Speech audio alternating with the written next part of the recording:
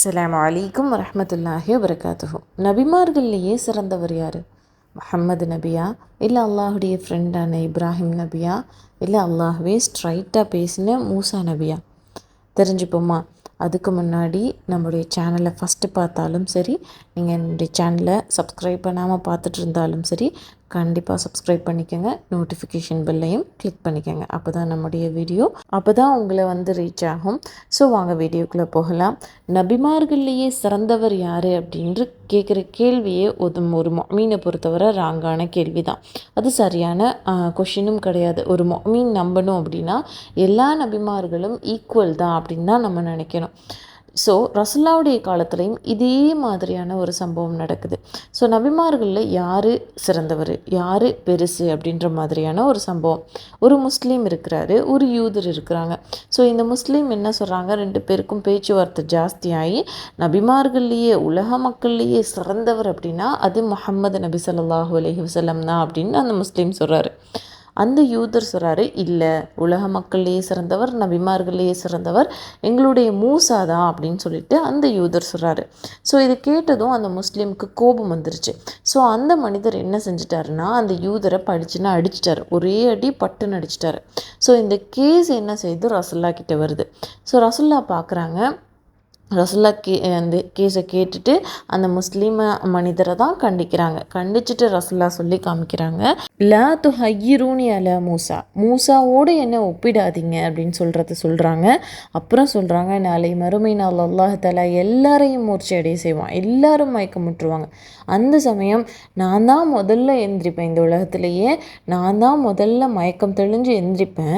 தெந்திரிச்சு நின்று பார்த்தா எனக்கு முன்னாடி மூசா நிற்பார் அப்படின்றத சொல்லி காமிக்கிறாங்க. ஸோ அல்லாஹுவின் தூதர் முஹம்மது நபி ஸல்லல்லாஹு அலைஹி வஸல்லம் அவங்க எந்திரிக்கிறதுக்கு முன்னாடியே மூசா எந்திரிச்சிருவார் அப்படின்றத ரசுல்லா சொல்லி காமிக்கிறாங்க.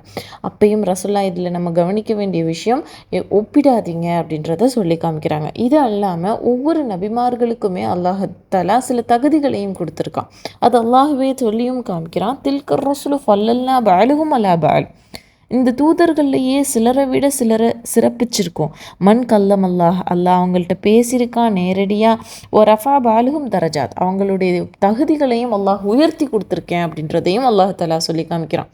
ஸோ நாம் ஒரு முஃமினாக நம்பிக்கை கொள்ளணும் அப்படின்னா எல்லா நபிமார்களும் சமம். ஆனால் சில தகுதிகள் அல்லாஹ் தஆலா கொடுத்துருக்கான் இல்லையா, அந்த தகுதிகள் அடிப்படையில் வேண்டாம் பேசலாம். ஸோ இப்போது எப்படி சொல்கிறது, மூசா நபியை பொறுத்தவரை அல்லாஹ் நேரடியாகவே பேசியிருக்கான், அந்த சிறப்பு மூசா நபிக்கு இருக்குது. ஈசா நபியை பொறுத்தவரை அல்லாஹ் எந்த தகப்பனும் இல்லாமல் படைச்சிருக்கான், அவருக்கு அவ்வளோ அற்புதங்கள் அல்லாஹ் கொடுத்துருக்கான், சின்ன பிள்ளையிலேயே பேசியிருக்காங்க. இந்த மாதிரியான தகுதிகள் இருக்கு இல்லையா, அதை சொல்லி காமிச்சு பேசலாமே தவிர ஒப்பிட்டு பார்க்கக்கூடாது. ஸோ அதே மாதிரி ரசுல்லாவை பொறுத்தவரை எல்லா சமுதாயமும் ஒவ்வொரு குறுகிய சமுதாயத்துக்கு தான் எல்லா நபிமார்களும் அனுப்பப்பட்டாங்க.